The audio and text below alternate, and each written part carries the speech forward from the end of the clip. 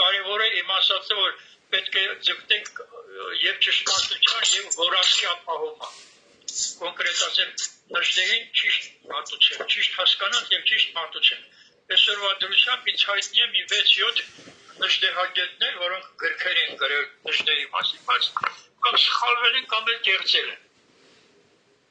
Դիտավորյալ կամ փոխել են բան, մեկին նրա քրիստոնեության, Քրիստոսի հետ կապը դուր չէր գալիս, որովհետև ինքը եթանոս էր։ Մյուսը եկեղեցական էր, դրա համար ուզում եք նժդեին էլ եկեղեցուց ներս խցկել։ Վերջերի տարբեր բաներով աղավաղել են նժդեին։ Հիմա նժդեի կարևորագույն, ինձ համար կարևորագույն պահանջն է այն հայրենասիրության չափանիշը։ Նժդեը մի լավ խոսք ունի ասած, ասում է Հայաստան եւ ճշմարտություն։ Ահա իմ աստվածությունները։ Հայրենասեր չես, եթե կյանքդ տրված չէ, իսպաս սրանց, որոնցից մեկին կարելի է ծառայել միայն մյուսի միջոցով, այսինքն միայն ճշմարտությամբ։ Դե այստեղ իհարկե հարցի առաջանում, բայց ճշմարտությունը որն է, ամեն մարդ ունի իր ճշմարտությունը, բայց այդ որ ճիշտ է ամեն մարդ ունի իր ճշմարտությունը, գիտակցության մակարդակով է որոշում մարդը իր համար ճշմարտություն։ Բայց համարենք, որ նժդեի եւ Թումանյանի գիտակցական մակարդակը տիեզերական է, եւ ինքը իր չափանիշներով է նշում, եւ տիեզերական օրենքներն են ճշմարտությունները։ Ուրեմն սա հիմք ընդունենք եւ ամեն մեկի ճշմարտությունը մեջտեղ չբերենք, էլի։ Նժդեը ամեն մեկի ճշմարտությունը նկատի չուներ այդ խոսքը ասելով։ Եվ իմ կարծիքով դա հայրենասիրության լավագույն չափանիշ է։ Իսկ այդպես ղեկավարվող, այս սկզբունքով ղեկավարվող մարդը կարող է լինել հայրենասեր եւ անավանդ մատաղսերնդի դաստիարակությունը չի կարելի անհայրենասեր մարդկանց վստահել։ Պետք է առաջին հերթին հայրենասեր մարդիկ դաստիարակեն։ Եվ այստեղ էլի կարևոր այս զրույցը կարծում եմ, որ կարող է մի քիչ իրոք բարձր մակարդակով նժդեի այդ գիտակցական մակարդակին համապատասխան տանել, որպեսզի մեկը ինչ-որ բան կմոռացվի, ինչ-որ մի բան կարող է լավ չհասկանանք, գոնե իդեալ նժդեը այդպիսի մի խոսք ունի, էլի, իդեալապաշտություն,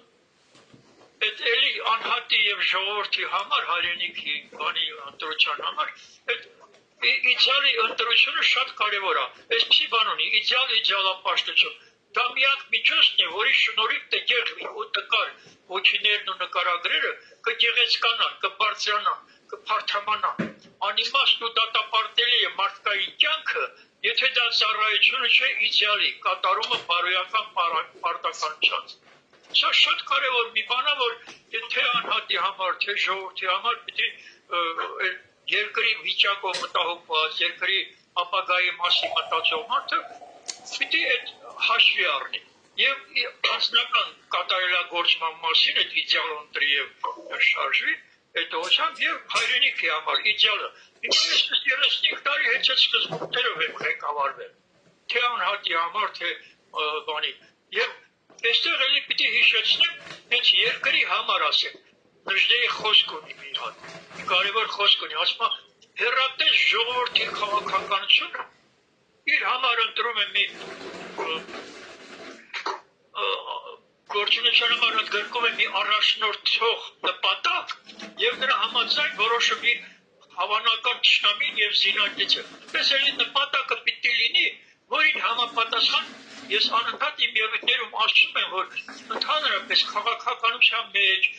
տարբեր ոլորտների ծրագրեր մշակման գործում բանում մարդիկ չէին կարող ասել իրենք ազգին են ծառայել, իրենց գործը երկրի համար օգտակար է թե չէ, եթե հայտնի չի թե ինչ երկիր են կառուցում, որտեղ ամեն մի այսպիսի արտահայտություն, զարգացում, առաջընթաց, բարգավաճում, այդ արտահայտությունները անպայման նախատեսում են մի որոշակի նպատակ, բարձր վեհ նպատակ, որի ուղղությամբ շարժումը միայն կարելի է համարել առաջընթաց, զարգացում, բան էլի, թե չէ ծրագրեր են մշակում, երբ որ այդ ընդհանուր նպատակը չկա, ինչ երկիր են կառուցում։ Եվ այստեղ էլի պիտի հիշեցնեմ մի շատ կարևոր բան նժդեի խոսքերից, որ քաղաքական դաշտում ընդհանրապես մեր մտավորականության մեջ ես չեմ լսել, որևէ մեկը այդ միտքը օգտագործի։ Չգիտեմ, ձեզ պիտի որ ծանոթ լինի, էլի, ընտրանին այդպիսի մի զրույց ունի։ կարծում եմ, որ ծանոթ կլինի ձեզ։ Ընտրանի, որտեղ ճշմարիտ մտավորականների մասին է խոսում, որոնք պետք է ժողովրդի մեջ, ինչպես անհատի մեջ, այնպես էլ ժողովրդի մեջ թաքնված ուժեր կան, որոնք պետք է ճշմարիտ մտավորականները դրանք բացահայտեն եւ ժողովրդին տարածեն, հասցնեն մարդկանց գիտակցությանը, որ դուք այս խղճուկ մարդը չեք, այս արտաքինը չեք, որ տեսնում եք, էլի, ներքին թաքնված ուժեր կա, ինչպես անհատի համար, այնպես էլ ժողովրդի մեջ, եթե այսօր այս քաոսային վիճակը, բանի Կռիլովի, բանի նման Ռավ Շուկալեբեց, էլի, կարապխեզ գալաձուկը, սա էլ դա քաշում են տարբեր կողմեր, բայց եթե գիտակից լինենք, եթե ուժերը միացնենք, նպատակը ճիշտ բոլորս ընտրենք մի որոշակի նպատակ, եւ սա էլ տեղից կշարժենք առանց մեծ ջանքեր գործադրել։ Իսկ այսօր կներեք այդ առաջի վերաբերել, ես միշտ մտածել եմ, որ սա էլ ինչ շարժվի, եթե մեկը թրջուն է, մյուսը կետած է, այսինքն սա էլ շարժելու համար կոնե այն մարդկանց խումբը տեղնի, որ տարբեր կենցաղներ չունենա, որտեղ այն մեկին չես կրնա թրջողին սես արեք ջրի միջից կետածի ու պես եղի։ Դե դա ուղղակի պայմանական ինչ-որ մի բան է, ասենք սիմվոլիկ ինչ-որ ձևակերպած բան է, հիմա երկրում մեկը տանում է դեպի արևմուտք, մյուսը տանում է դեպի Ռուսաստան, Նիկոլենքը տանում է դեպի Թուրքիայի հետ բարեկամություն, այս սա է հիմա, նույնն է ինչ-որ ձուկը կամ կարապը կամ խայսխեզգետինը, այսօր էլ քաղաքական դաշտում այդպիսի տարանջատում կա գիտակցության, բանի նպատակի եւ մեկը անկախացում առանձին Արցախի համար, մեկը ասում Արցախը պիտի Ադրբեջանի կազմ մտնել, Լևոնից սկսած այդպես են ասել։ Մեկը ասում պիտի Հայաստանին միացնեն եւ վերջը այդ առնվազն 4 կարծիք կա էլի Արցախի հետ վերաբերյալ։ Ես էլ կարծում եմ, որ ամենաճիշտն է, որ իրականացնենք այն ինչով, որ մենք սկսել ենք, միացումը, եւ Արցախի հետ միասին Հայաստանը այդ բարձր կուլտուրայի երկիրը իրականացնի։ Հիմա այստեղ մի շատ կարևոր բան եմ ուզում ասել։ Էլի նժդեից է, այսօր նվիրել եք նժդեին, նժդեից եմ խոսելու։ Նժդեը այս ընտրանի մեջ շատ կարևոր, վերջում կարևոր մի բան է ասում, որ երբեք չեք լսի, քաղաքական դաշտում չեք լսի, որովհետև դրա պատասխանը իրանք չգիտեն, չունեն։ Եվ խուսափում են կամ էլ չեն էլ հասկանում դրա կարևորությունը։ Վերջում ասում այդ ճշմարիտ մտավորականները դեռ թվարկում է բանասերը, լեզվագետը, պատմաբանը, հնագետը անցյալից արժեքներ պիտի բերեն, ու էլի թվարկում է ավանդությունները, առասպելները, էպոսը նույնիսկ էլի վերջում եւ դրեն արդիական փիլիսոփայության լույսի տակ։ Դե քանի որ մեր երկրում փիլիսոփայություն չկա, մանավանդ արդիական փիլիսոփայության մասին կարող եմ խոսի։ Իսկ արդիական փիլիսոփայությունն է, որ ես 45 տարի ուսումնասիրում եմ, որից հնարավորություն է տվել դժգոհ հասկանալ Թումանյանները, երկրի վիճակները եւ աշխարհում ընթացող այդ գործընթացների էությունը։ Հիմա այս դժգոհի ասածը ինչ է նշանակում։ Անցյալի արժեքները բերել արդիական փիլիսոփայության լույսի տակ դնել։ Սա ազգային արժի համակարգ ստեղծելու բանաձև է։ Բոլոր շատերն են խոսում ազգային արժի համակարգի մասին։ Ես մինչև հիմա ում հարցրել եմ, մենք ունենք, ասեմ ունենք որտեղ, ինչ ունենք, այդ որտեղից է հեթանոսական շրջանի արժեքները, թե քրիստոնեական, թե սովետական, այդ որ արժեքներն է, պատրաստ կա, դե պիտի նոր ստեղծի։ Եթե նոր պիտի ստեղծվի, ապա ով պիտի ստեղծի։ Այդ փիլիսոփայության ով է տիրապետում։ Արդիական փիլիսոփայություն որն է, եթե երկրում ընդհանրապես չկա փիլիսոփայություն, որևէ մեկը կարող է ասել, թե որ այդ ինչ փիլիսոփայություն է։ Նշդեհը նկատի մեծ է, արդիական փիլիսոփայություն։ Հիմա եթե նշդեհի այս ասածը ճիշտ հասկանանք, ուղղակի ազգային, եթե երբ որ խոսում ենք ազգայինի մասին, պիտի իմանանք, չէ՞, պատմաբանը լավ գիտի։ Մեր պատմությունը կարելի է ամենակոպիտ ձևով գոնե 3 փուլի բաժանել, էլի։ Նախաքրիստոնեական շրջան, քրիստոնեական եւ սովետական։ Ամեն մի փուլում ինչ-որ արժեքներ են եղել, որով տվյալ փուլի մեր ժողովուրդը դրանք այդ արժեքներով ղեկավարվել է, ապրել է, նորմալ կյանք եղել կարծես թե։ Բայց յուրաքանչյուր փուլը, որ գալիս է հաջորդելու, այդ նախորդին ջնջել դրել են մի կողմ, քրիստոնեությունը եկավ, ասեց աստվածները այդ սուտատ այս բան չկա, վերջը իր այդ սուրբ երրորդությունը մտցրեց իր ավանդությունները, եթե ինչ-որ բաներ էլ անցյալից չի կարողացել կամ մերժի կամ վերացնել, յուրացրել է, էլի, ձևափոխել են իրանց անունները դրել։ Հիմա սովետներ եկավ, ասեց, կրոնը օպիումա, աստված չկա, հոգի չկա, եւ այդ ոլորտը ջնջեց դրեց մի կողմ, Մարքս-Լենինյան գաղափարախոսությունը դրեց։ Հիմա սովետը փլուզվեց, այդ գաղափարախոսությունն էլ վերացավ։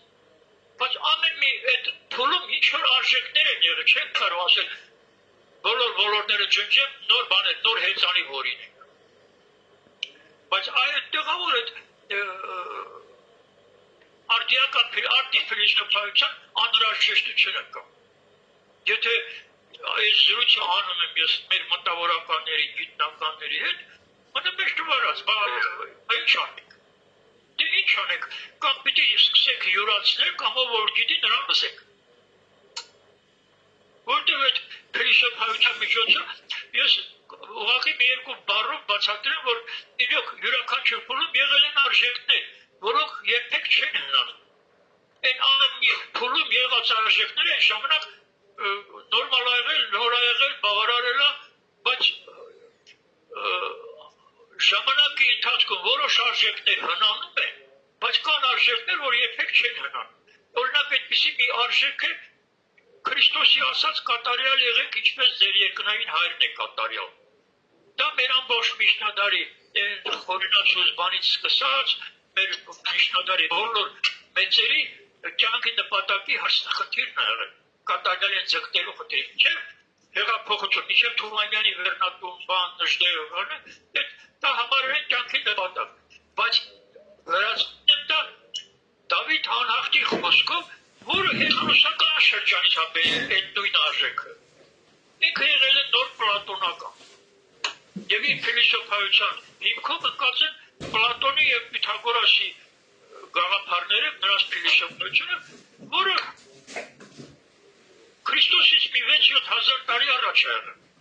Այսինքն այդ հեթանոսական շրջանն է։ Եվ նրա փիլիսոփայության 6 սահմանումներից մեկը նաև որ ասում փիլիսոփայությունը Աստծու նմանվելու ձգտումն է մարդու կարողության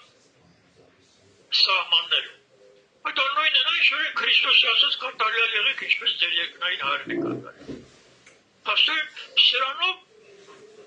ցույց է տալիս, որ այդ արժեքը, որ չի փոխվել, արդիական ամիշտ եկավ մենակ հեղափոխությամբ հատվեց։ Սովետը ասեց աստված չկա, հոգի չկա, եւ այդ Թումանյանը ես դա այլաբանորեն ասում եմ, այդ էստաֆետայի փայտիկներ, որ Թումանյանը իր նախորդներից ստացել է, որ պիտի փոխանցեր հաջորդ սերնդի, եւ հաջորդ սերունդը բոլշևիկներն են եղել։ Նրանց համար այդ վերը չկա եւ վերի դեպի վեր ձգտումներ վերացած է, այս բան չկա։ Մնացել է օդում կախված, կամ դեպքին ընկած։ Ես 35 տարի է Թումանյանի փայտիկը վերցել, ուզում եմ փոխանցել հաջորդ սերունդ։ Եվ համարեք, որ ձեզ եմ փոխանցել։ Հիմա այստեղ կարևոր, էլի կարևոր, այդ ամեն մի կարևոր խոսքից մի նոր կարևոր խոպան է, էլի խոսքը։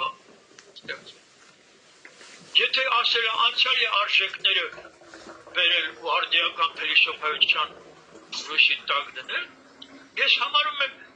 Թումանյանն էլ, նժդեհն էլ, մեր անցյալի այն արժեքներն են, որոնք էլի պիտի արդիական փիլիսոփայության լույսի տակ դնեն։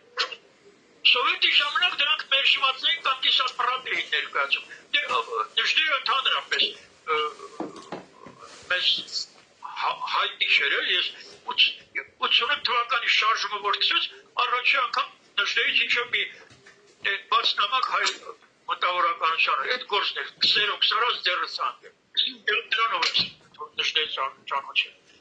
Եվ հետո շարունակել ու սպասել։ Հիմա նշտիրն ու Թումանյանն էլ այն արժեքներն են, որ այդ արդիական փիլիսոփայության լույսի տակ նայենք։ Որտեղ նրանք բաներ են ասել, որ հնացած են։ Չի կարելի նրանք գրչի տակից ինչ-որ դուրս է եկել, համարենք աստվածային ճշմարտություն և փոխանցենք այդ երիտասարդ շերնդի։ Օրինակ կարող են բերել մի քանի հատ։ Ինքը դաշնակցական ա եղել, այդ բոլորին հայտնի է։ Եվ առանց դաշնակցության այն չեն պատկերացնում։ Շատ բաներ ունի իր ստեղծագործությունում, դաշնակցականություն, բան վերջը, այնքան գովալստակ ուներ, բայց հետ մարզվեց, որ ինքը դաշնակ ոչ հեռացավ, այլ սկսեց քննադատել ընդհանրապես կուսակցությունների։ Հայ մտավորական իրավունք չունի կուսակցականանալու։ Այս իմաստով հիմա քաղաքական դաշտում այդ աթոռի համար, այդ անտերաթոռի համար պայքարում են բազմաթիվ կուսակցություններ։ Նրանք եթե ուրիշ չափանիշներով էլ ցույց տան, որ հականնշտ է հական են, նշանակում է նրանք հակահայկական են։ Եվ որևէ մեկը որտեղ աթոռին նստի, դառնալու է հերթական Նիկոլ։ Ուրիշ այդպես կարող են բացատրել, թե ինչու պիտի դառնան հերթական Նիկոլ։ Բանը, ես էկրանը փոխվեցի, չգիտեմ։ Ինչ բոլորդ կաք տեսնում։ Մենք նստեղ ենք, ես լսում եմ ձեզ, պարոն Լուբաբյան։ Մենք լսում ենք ձեզ։ Հա, դե ուրեմն Ես եմ լսում, ահա, երեխայի հետ չեմ կարող անում էլի արձագանքեմ։ Հա, ուրեմն Չենք կարող արձագանքել, պարոն Լուբաբյանը խոսալը։ Խոսապրստում է։ Երբ որ հարցեր առաջանան, կարող եք իհարկե ընթացքում որտեղ կարող է հիմնական բաներից շեղվեն, բայց կաշխատեմ հիմնական ես ինչ որ ասում եմ այն առաջնային բաները, որ պիտի հաշվի առնի, որովհետև նշտերի շատերն են մեջ բերում, շատերն են իրենց նշտեհական ցեղակրոն անվանում, բայց որ հանդիպում եմ, զրուցում եմ կամ վերջը եթերում տեսնում եմ իրար խոսքը, հիմնականում հականնշտեհական են լինում։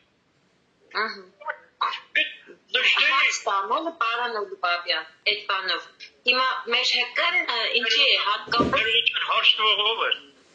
Էման,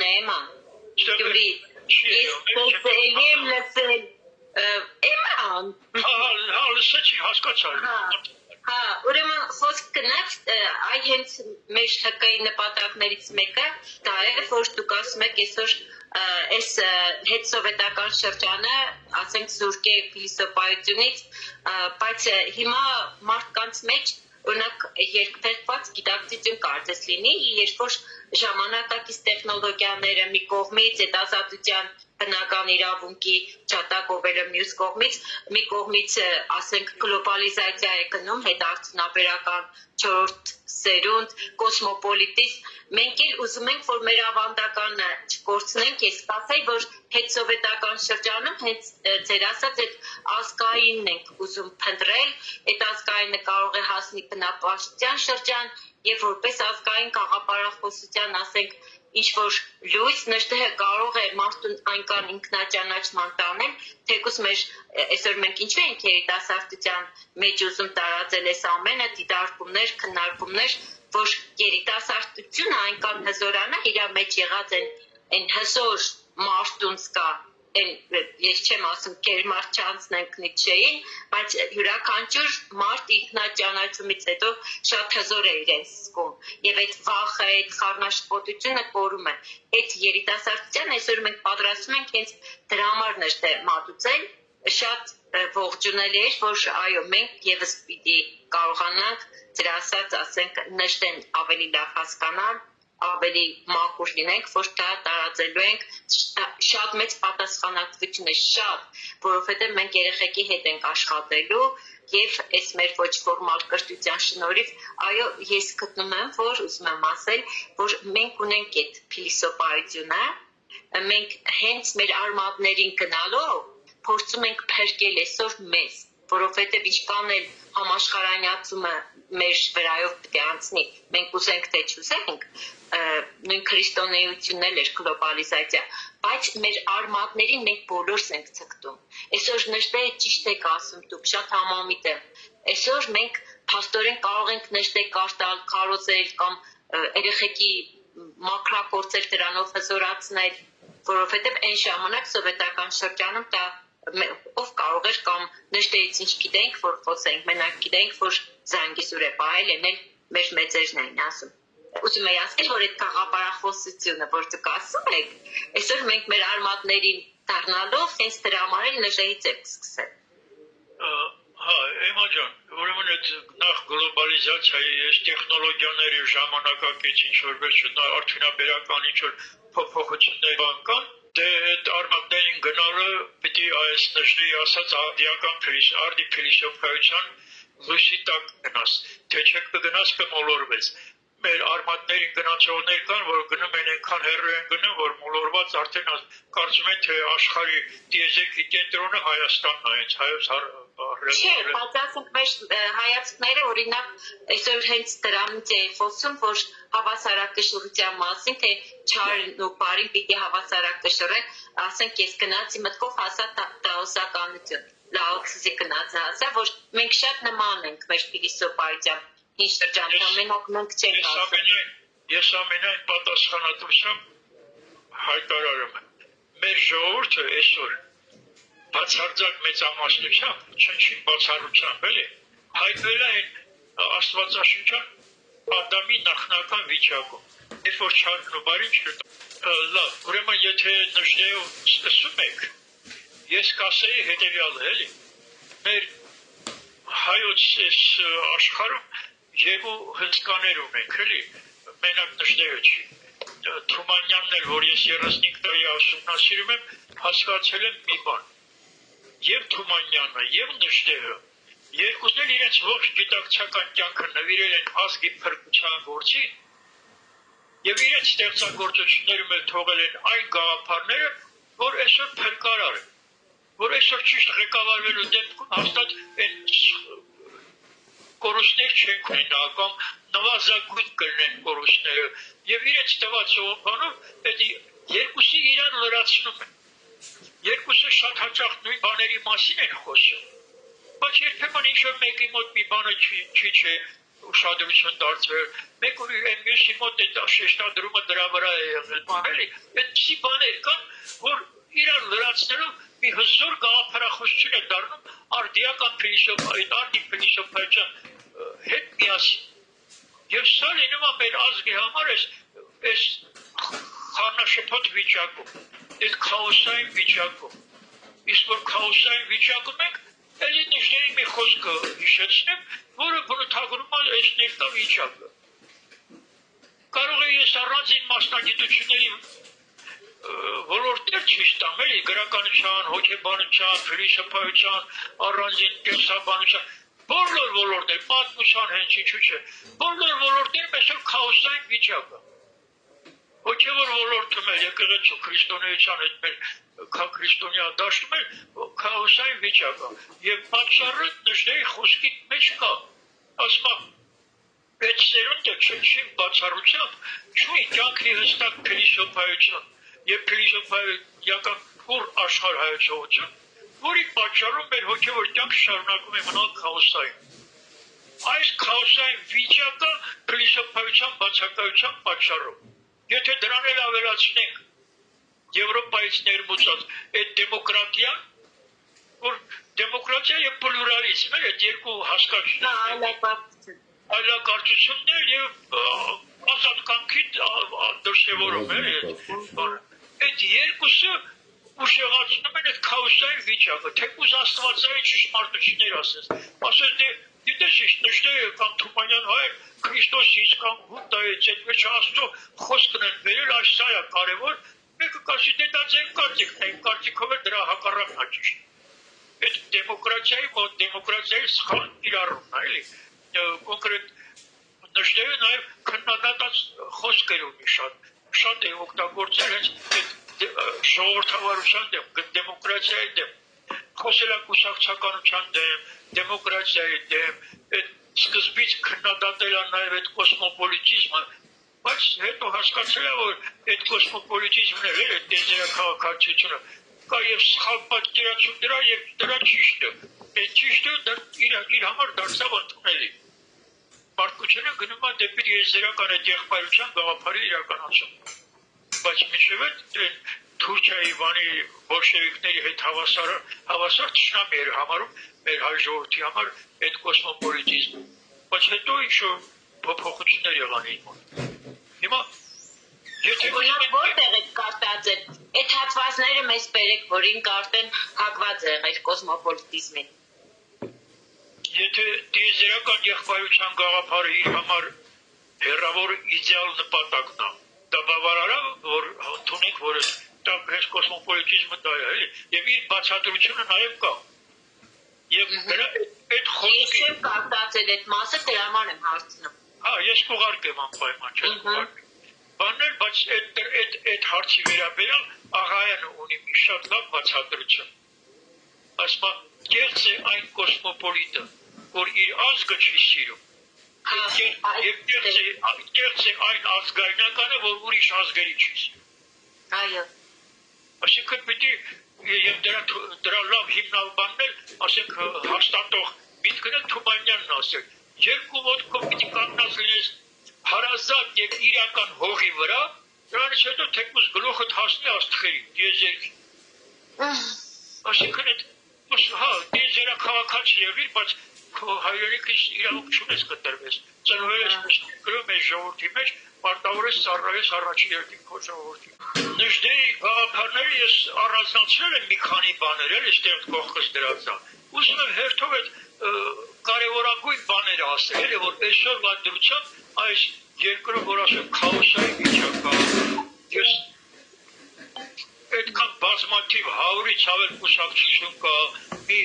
առնվազն մի 6-7 հատ ես գիտեմ համահայկական շարժումներ կան, այս վերջի ժամանակներում էլ կլոր սեղաններ էին կազմակերպում, որոնց մի երկու բանի մասնակցել եմ եւ գիտեմ, այս 35 տարվա իմ փորձը ասում այն մասին, որ այսօր չկա էլի այդ նժդեի գաղափարները գրողներ չկան, նժդեն ասում է վաղվա առաջնորդը իր հոգևոր սնունդը կառնի նախ իր ցեղի, ապա արևելքը հոգու աղբյուրներից։ Հիմա տեսնում ենք, որ մեկը Ռուսաստան, մեկը արևմուտք, մյուսը չգիտեմ վերջը, այդ արևելքի մասի քաղաքական դաշտում խոսակցություն չկա։ Բայց էլի հարց են տալիս երբեմն, բա արևելք ասելով ինչ եք հասկանում։ Նժդեն կոնկրետացրել է այդ արևելքի հարցում եւ Բուդդայի անունը տալով եւ Մահատմա Գանդիի անուն տալով, Հնդկաստանն է եւ այդտեղ էլի Թումանյանով լրացուցիչ կարող եմ ասել, որ Թումանյանը Հնդկաստանի վերաբերյալ մեր էպոսը բանը որ ուսումնասիրում ասում է, ինչ որ մեզ մոտ փնտրում եք, չեք փնտրեք Հիմալայներում։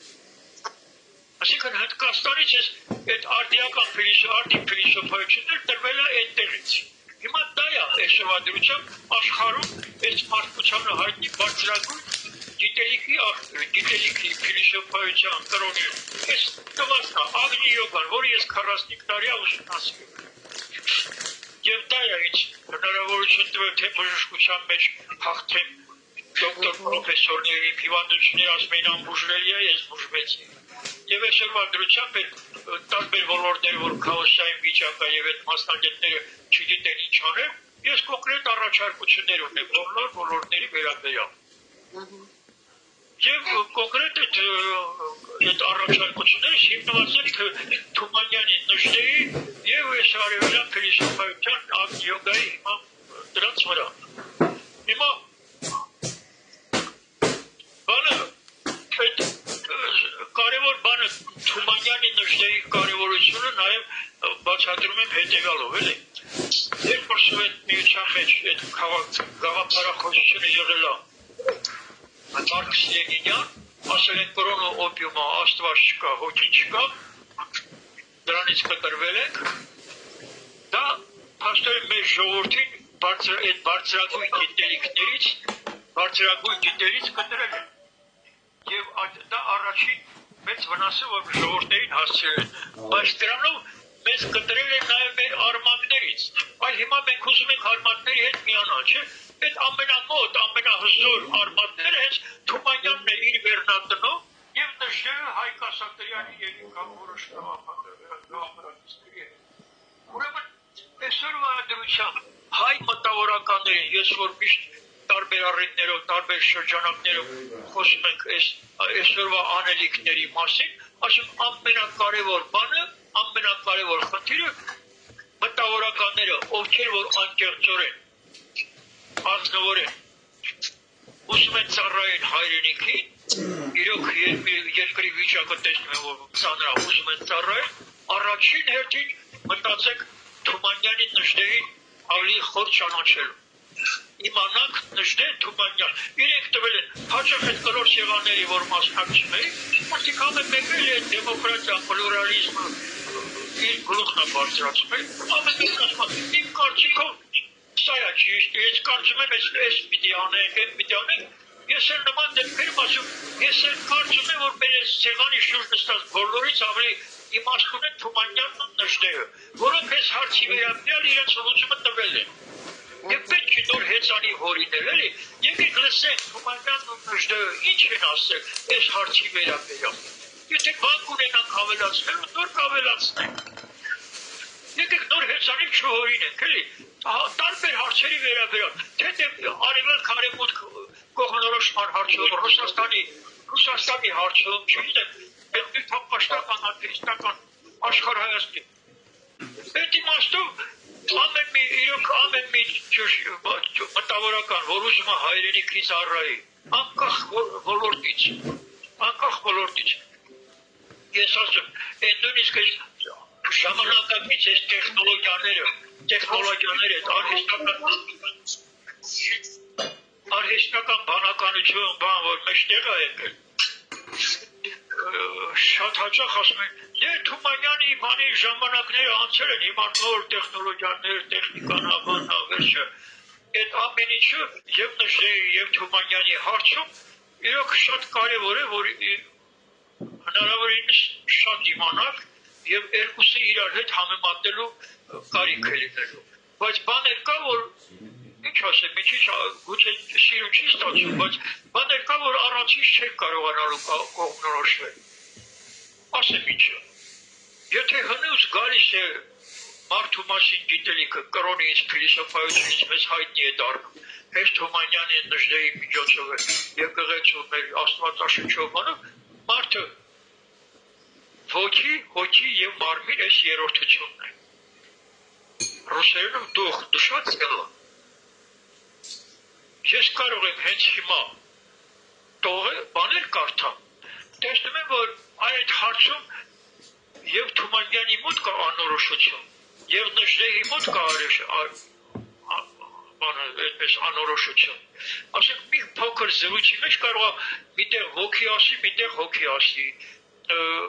Նույնը ասենք Չարենցը, Իսահակյանը, Աստվածաշնչում նույնիսկ էլ այդ բառերը մեկը մյուսի փոխարեն օգտագործված է։ Եվ տեսնում եմ, որ ասենք այդ հոգևոր դասն էլ այդ հարցերում չի կողմնորոշվել հստակ։ Օրինակ Չարենցը, որ դա միանգամից դա եկավ այս մտքիս էլի, Չարենցը մի բանաստեղծություն ունի, հոգի չի մեռ։ Ու այդտեղ ինքը այդ բանաստեղծության մեջ խոսում է այդ հոգու վերամարմնավորման գաղափարի մասին, այդ արևելյան փիլիսոփայության հիմնական օրենքներից մեկն է, հոգու վերամարմնավորումը։ Հոգին չի մեռնում, բայց մի ուրիշ տեղ իր այդ ծառապատիկ նստած նկար կա Մահատմա Չարենց։ Այդտեղ ասում է, դու դեռ փոքր ես ոգով Չարենց, վարժիր ոգին, դարձիր ոգ յոգ արև, ինչպես Գանդին Մահատմա հանդիպն անճարև։ Այսինքն դեռ ոգին է օգտագործում։ Հիմա այդ զարգացման հարցում այդ հավերժականը, որ չի մահանում բան էլի, որովհետև տեղ ինչ-որ մի բաղադրիչ չի մահանում։ Հետագայում նորից ծնվում իր զարգացումը շարունակում։ Այդ վերամարմնավորման օրենքը մեր բոլոր մեծերը ընդունել են։ Չնայած եկեղեցականները մերժում են դա Քրիստոսի մեր եկեղեցին, բայց եկեղեցին է մերժում, ոչ թե քրիստոնեությունը։ Քրիստոսի վարդապետության մեջ այդ բանը կա։ Հիմա այդ մի լավ սիրուն քարյակա Թումանյանի այդ ասեմ դա այդ հոգու վերամարմնավորման հետ գաղափարն է։ 1000 տարով առաջ թեյե դիշկավոր ես եղել եմ կամ կլինեմ հարուհավետ դիշկավոր 1000 այսպես ձևեր փոխեմ ձևը խաղ է անցավոր ես միշտ հոգի դեզերքի մեծ հոգու է դիշկավոր սա այդ հոգու վերամարմնավորման գաղափարն է այդ քարյակի մեջ շատ սիրուն տեղավորել է հիմա այդ հոգու ոլորտում ես հիմա բաներ եմ պատրաստում, որ կարող է մոտակա ժամանակում Facebook-յան image-ում ալբոմների մեջ մի բան ունեմ մարդը, ով է մարդը, էլի մարդը ինչ երևիչնենք ասում։ Այդ իր բաղադրիչներով, այդ հոգի մարմնից բացի, այդ յոգայում 7 բաղադրիչներ ներկայացնում, էլի ավելի լուրջ ուսումնասիրության համար։ Դեռ ֆիզիկական մարմինա, եթերային, աստրալ, մենտալ, վերջին հրեղեն բան գալիս է 7 բաղադրիչ հոգուց մինչև ֆիզիկական մարմինը 7 բաղադրիչ է։ Դա լավագույն տարբերակն է մարդուն ավելի լավ ուսումնասիրելու համար։ Հիմա ես եկա հասա այն մտքին, որ այս ամեն ինչ որ անում ենք երկրում, աշխարհում ինչ որ արվում է, մարդու համար է, չի արվում։ Բայց բարձում է, որ մարդու մասին մենք գիտություն չունենք։ Մարդու մասին հստակ պատկերացում չունենք։ Դրա համար նշտե բազմաթիվ զրույցներ ունի ինքնաճանաչման մասին։ Ճանաչիր ինքդ քեզ, դեքյան տաճարի ճակատին գրած ծանիր զնքեզման։ Դա շատ կարևոր բան է, բայց եւ կարծում եմ, որ ինքնակատարելագործումը, որ կյանքի գլխավոր նպատակն է, այդ կյանքի գլխավոր նպատակը իրականացնելուց առաջ պիտի ինքնաճանաչման ճանապարհը ընտրես, մարդը ճանաչի, երբ որ մարդը հասկացավ, թեկուզ այդ Քրիստոսի մի քանի խոսքից, որ ասել է կատարյալ եղեք, ինչպես երկնային հայրն է կատարյալ։ Նա ցույց է տվել այդ կատարելագործվելու ճանապարհը։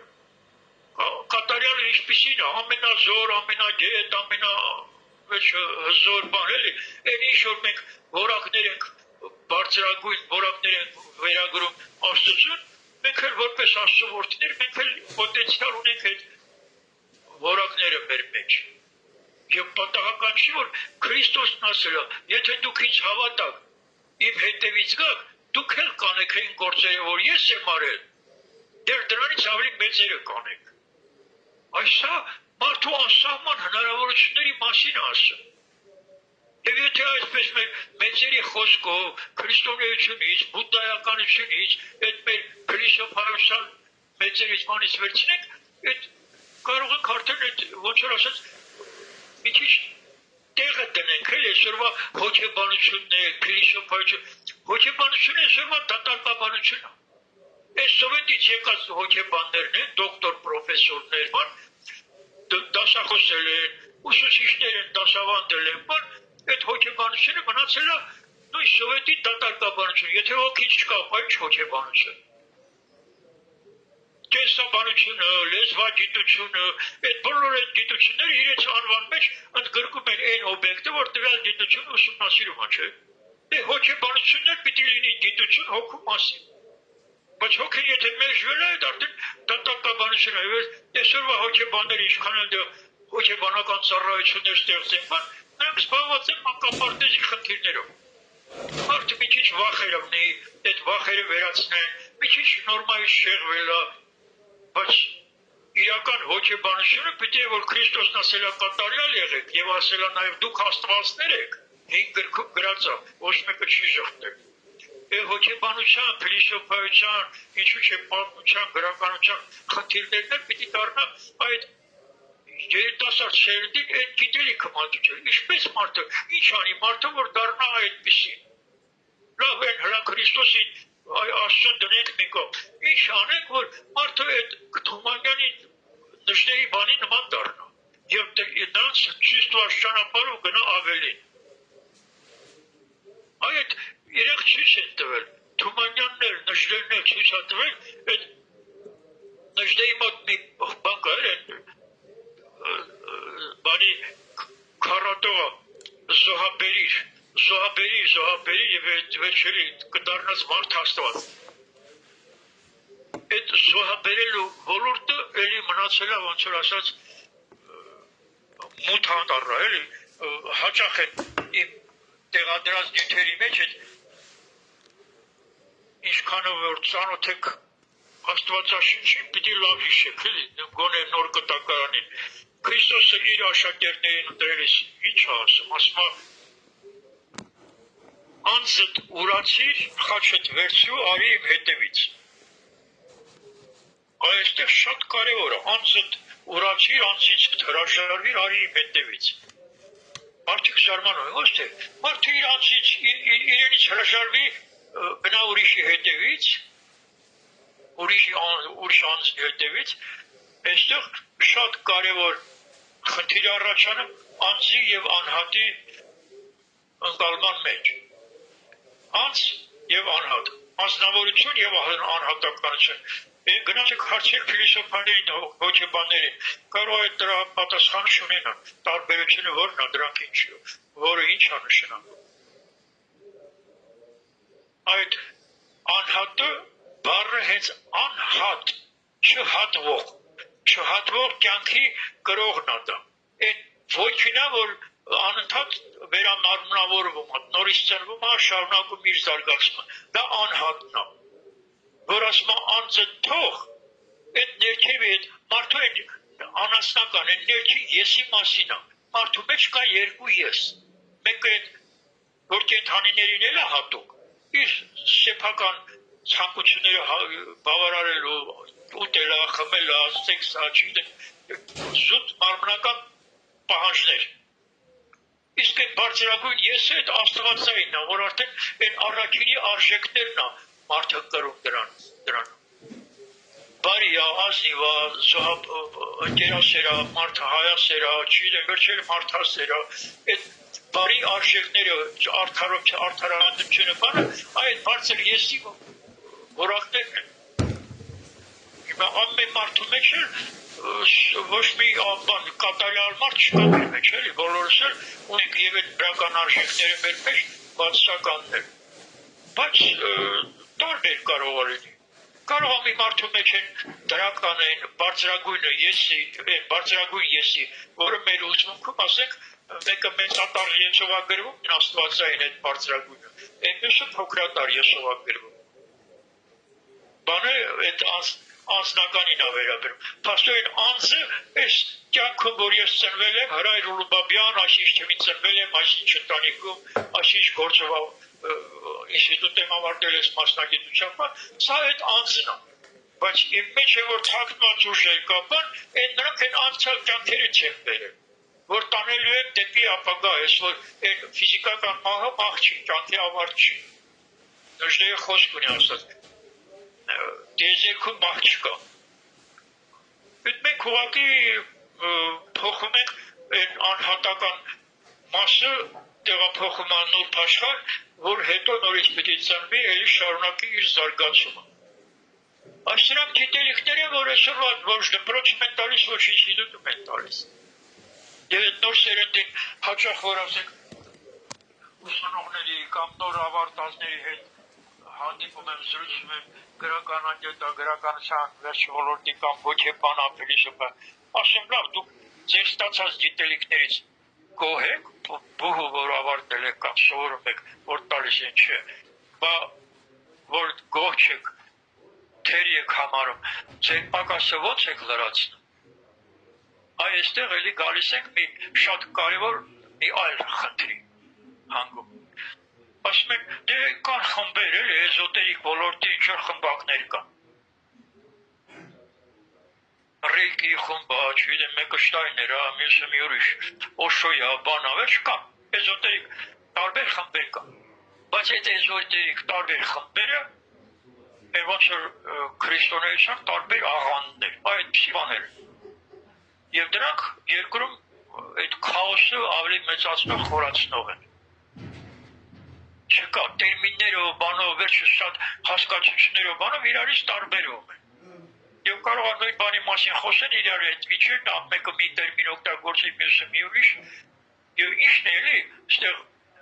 որ կարևոր է հասկանալ։ Մտավորականներից ոմանք, մի քանի հոգի, անունները չեմ ուզում, ոմանք սկսել են արտահայտվել, որ երկիրը այնպիսի վիճակում է, որ միայն այդ էզոտերիկ գիտելիքներով հնարավոր է այս ոլորտից հանել, այս վիճակից հանել։ Եվ սկսել են հավաքվել են ինչ-որ էզոտերիկ ոլորտի իբրթե գիտակներ, ինձել էին հրավիրել, գնացել են, մի երկու այդպիսի հավաքի ներկա եմ եղել, մասնակցել են, տեսա, որ իրանք էլ չեն հասկանում, որ հենց այդ ոլորտն էլ քաոսային վիճակում է։ Եվ շատ բաներ իրանք էլ չհասկանալով, ոմանք, ասենք խաթխա յոգայով, ինչ որ Հայաստանի յոգայի ֆեդերացիա գնացել է, խաթխա յոգան է, ցածր յոգան է, որ ֆիզիկական մարմնի շնչառական սաննդի ոլորտն է։ Նա հոգևոր վերեղ չի ապահովում, հոգևոր զարգացման մասին չի խոսք չկա։ Եվ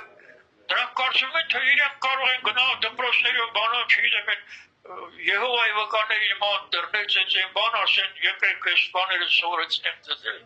Չեն հասկանում, որ իրանք են դեռ տեքետ, պիտի սովորեն, ֆիզիկական վարժություն, հոտերը ծորոց է գլխիդ վրա կանգնեցել, դա չի նշանակում, որ իմաստ ունես արդեն։ Վերջ ասենք, էլի պիտի կրկնեմ, այս բազմաթիվ անգամներ, այս վերջին տարիներին շատ եմ ասել։ Դուք լսելուց հետո պիտի ձեզ մոտ հարցեր առաջանա, իրոք, բա ելքը ո՞րն է։ Ես ասում, երկիրը շատ ավելի ծանր վիճակում է, քան որևէ մեկը կարող է պատկերացնել։ Այս միտքը, ասեն, ձեռնոց եմ նետում են բոլոր քաղաքական կուսակցությունների, բոլոր շարժումների ղեկավարների բաների, ոչ մեկը չգիտի, այս գիտելիքները չեն տիրապետում։ Առանց դրա հնարավոր չի այս վիճակից անել։ Ես մի բան էլ ցույց տամ, ինձ համար ամենակարևոր բանը, որ սովորաբար մարդկանց հետ զրուցում ենք, բան վերջ ասում եմ, չեն կարող էլ, այդ մարդիկ չեն կարող երկիր այս վիճակից հանել։ Ես հիմա մի բան եմ ցույց տալիս ձեզ, Թումանյանի մի խոսք, որ շատ կարևոր է։ Դուք էլ պիտի իմանաք եւ այդ ուղղությամբ մի քիչ լուրջ մտածեք։ Լուրջ մտածեք։ Թումանյանը ունի մի ստեղծագործություն, միթե դժվար է։ Ես չգիտեմ, բանը Հայկույն շատ է տեսագրել ինձ 15 րոպեով, կես ժամով, բանով, ես շատ եմ այս նույն բանի մասին ասել, բայց հիմա քանի որ տարբեր մարդիկ եք եւ կոնկրետ երիտասարդության հետ եք շփվում, պիտի այս ձեզ համար լինի կարևոր, որ ասենք ներկայացնելուց մարդկանց բան, կյանքի մասին ենք խոսում, բան ենք անում, բայց ինչքանով ենք կյանքը հասկանում ճիշտ։ Տեսեք, հիմա ես ցույց եմ տալիս, չգիտեմ երևում թե չէ։ Թումանյանը միթե դժվար է 13 թվականին գրած մի ստեղծագործություն ունի, որտեղ այսպիսի բան է ասում, մի փոքր հատվածակ կարդամ լսեք։ Կյանքն իր ամբողջության մեջ մեծ է, շատ է մեծ։ Կյանքը դիեզերական կյանքն է, եւ մարդու կյանքի ամբողջ վեհությունն ու քաղցրությունն էլ հենց այն է, որ իր շրջապատի միջոցով ապրի այն մեծ կյանքով։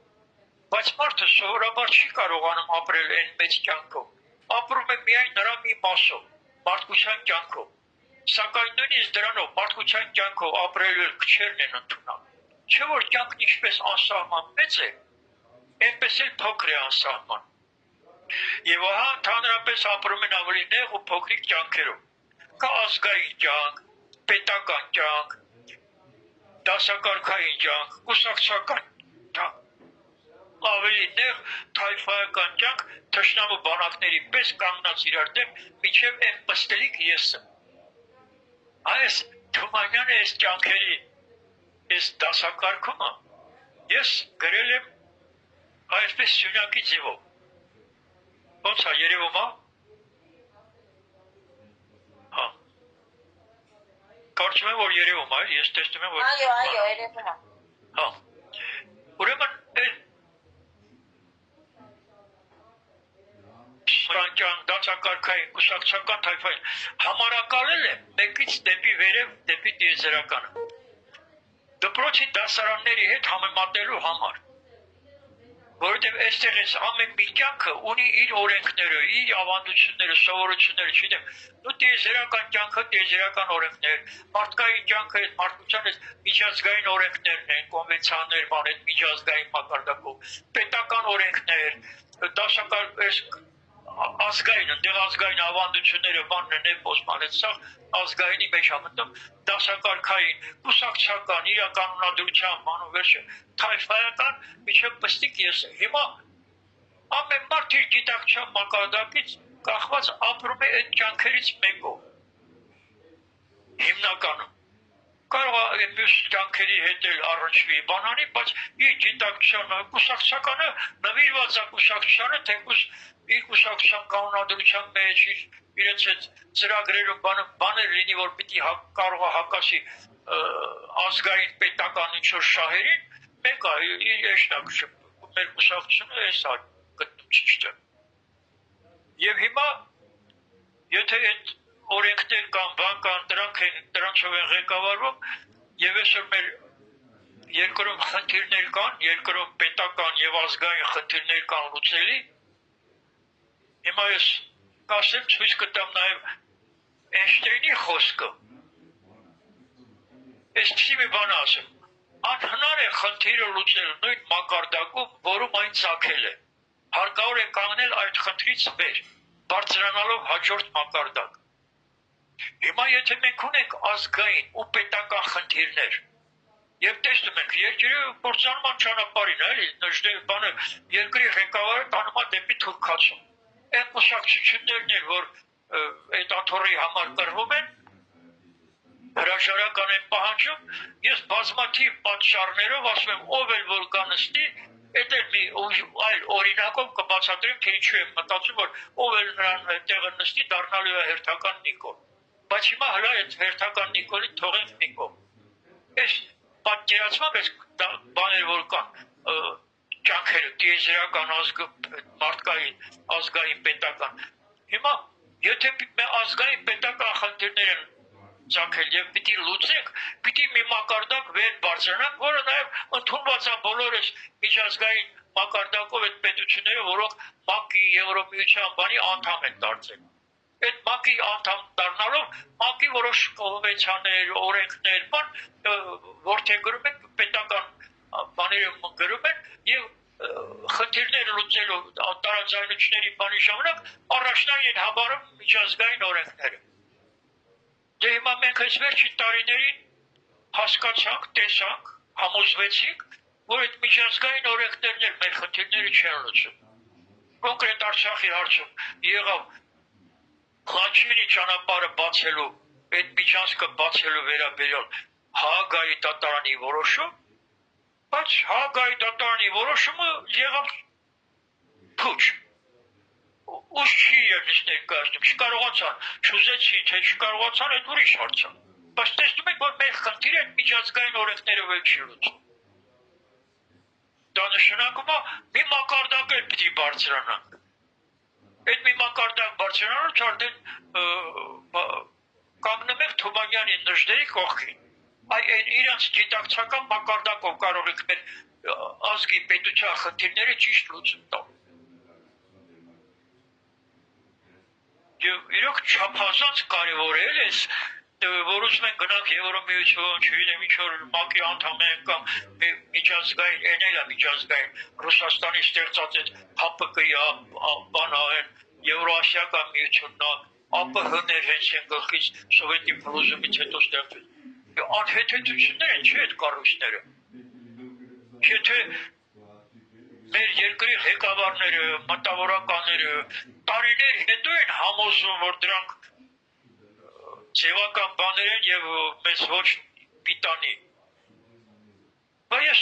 այս Թումանյանական Նժդեհյան այս գաղափարներով զինված այն գլխից գիտակցում է, եթե ԱՊՀ-ն վերցնենք օրինակ, ԱՊՀ-ն սովետի փլուզումից հետո այդ հետ խորհրդային այդ պետությունները միացան իրար։ Դե հիմա մի միավորման մեջ, եթե մեր թշնամին էլ է, այսինքն Ադրբեջանի հետ մենք մի ամբողջ դարից ավել է, հիմա թշնամի ենք, կռվում ենք, պատերազմ ենք դրանց հետ։ Նույն կառույցի մեջ մենք ինչ ենք անում։ կամ ՀԲԿ-ի մեջ եք մտել։ ՀԲԿ-ի անդամն նաև միջինասիայի պետությունները չէ։ Բայց միջինասիայի պետությունները այդ Ադրբեջանի, Թուրքիայի հետ միասին այդ մեծ Թուրան ծրագրի անդամներ են, ծրագիրը իրականացնող անդամներ են, որոնց համար, ինչպես Նժդեհն է ասում, հայ-թուրքի հարաբերությունների մասին, որոնց ասում երկու կողմներ խոստովանել են, որ մեկի գոյությունը պայմանավորված է մյուսի մահով։ Հիմա եթե Թուրքն ու Ադրբեջանը ուզում են մահն են ցանկանում, ուզում են մեզ ոչնչացնել, այդ միջինասիայի պետություններն էլ դրա հետ միասին այդ ծրագիրն են իրականացնում։ Բայց ՀԲԿ-ի կամ այդ Եվրոասիական միությունը այդ նույն պետությունների հետ մենք ինչ գործ ունենք դեռ։ Եվ Նժդեհի մի ուրիշ խոսք էլ մեր թշնամու բարեկամը մեր թշնամին է։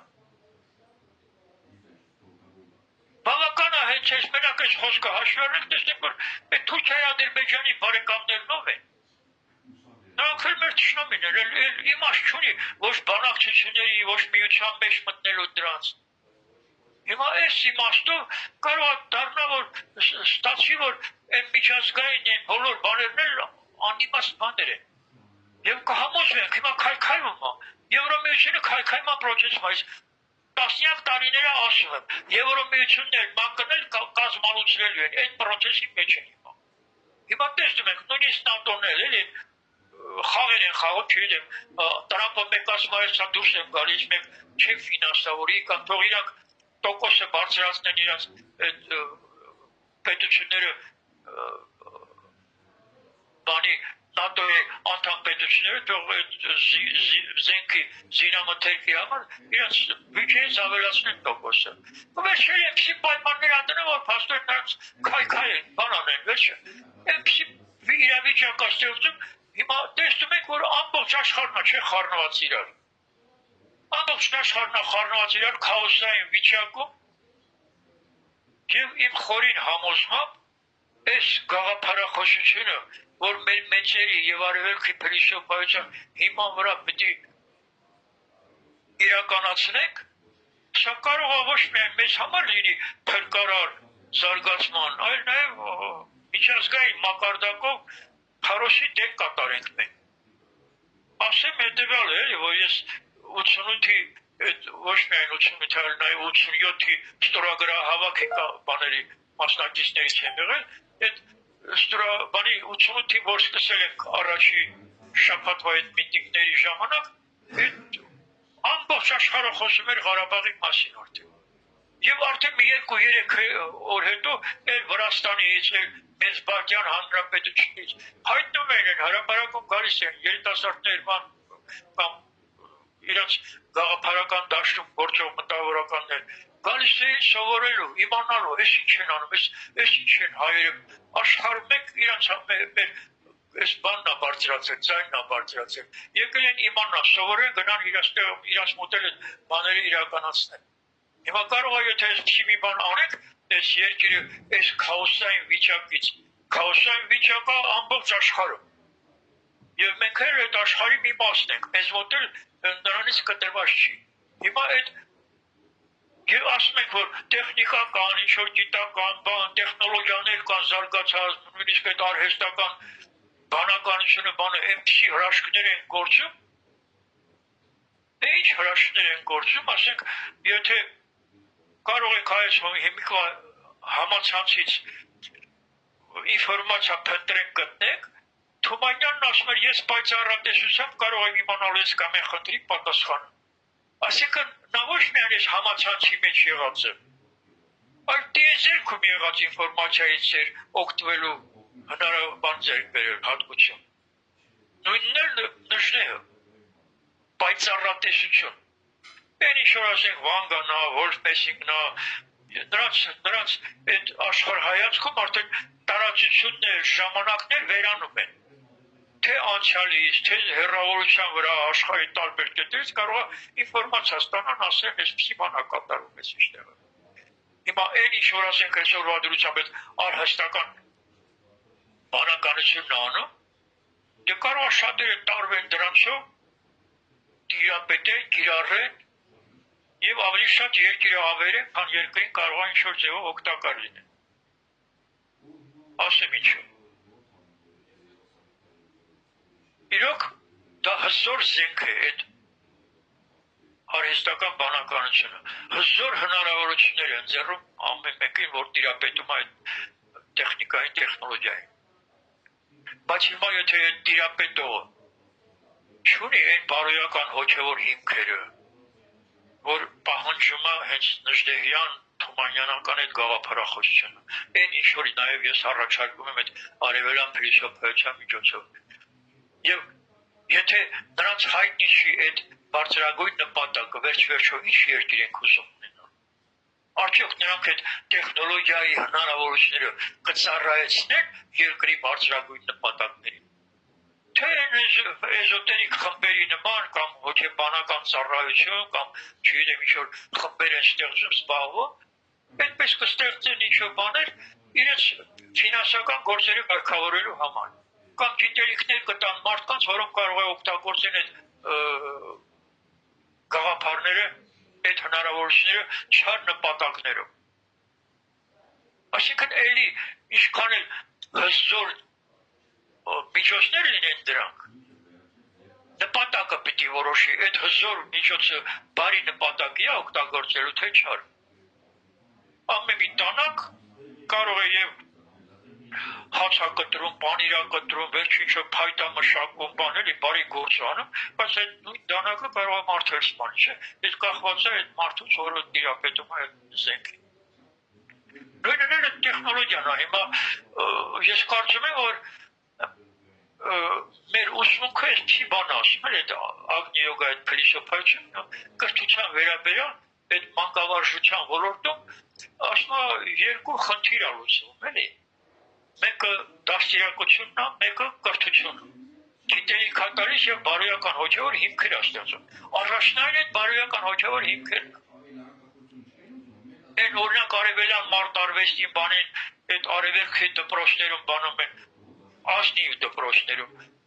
Նախքան այդ ուժերի տիրապետելը նրանք այդ բարոյական հոգեվոր հիմքերն են ստեղծում, որպես այդ ծեր բերած ուժը չար նպատակներով չօգտագործի։ Բայց ստեղից գնացողները Եվրոպայից այդ դպրոցները գնացողները գնում են սովորում գալիս բիզնես անում, էլի դրանց համար այդ բարոյականը երկրորդական, երրորդական բան է։